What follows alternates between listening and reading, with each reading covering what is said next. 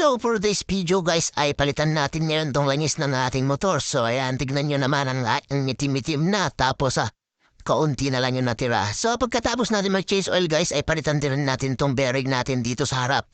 Kasi umaalog-alog na. So tanggalin na rin natin tong ating lagayan ng oil filter.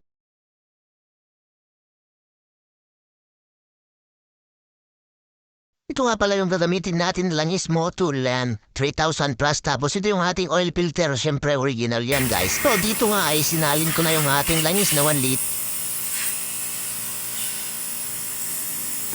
Syempre pagkatapos niyan isara na natin yung lagayan ng ating oil. So inumpisahan ko na tanggalin yung ating gulong dito sa may harap kasi papalitan natin to ng bearing.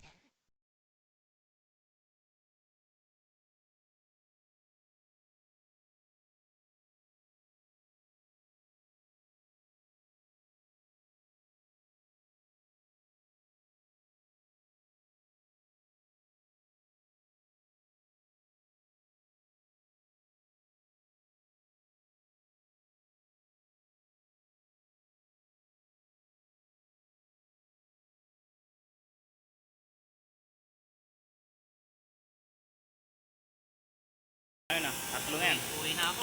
Pangapat na. Pangapat na. Kuwasa na ako. Ako!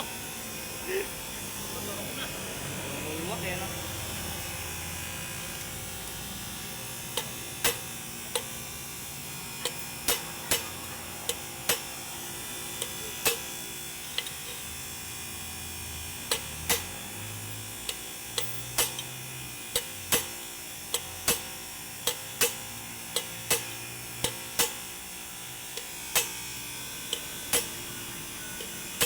Ito nga guys ay pati si kuya ay nagulat sa kinalabasan ng ating bearing. Ayan, tignan niya naman puro kalawang kasi yung laman nasa loob.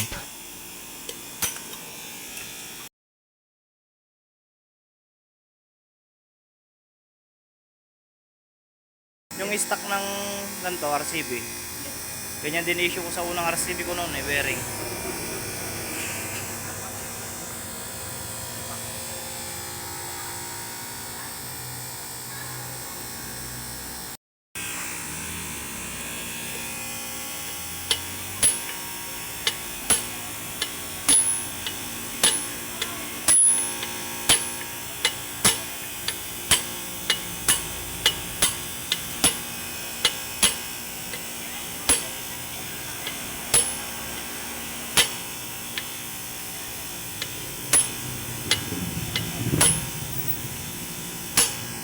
Katapos nga lagyan ni kuya ng bearing, ayan, ito na ibabalik ko na yung ating gulong para ako ay makalis na.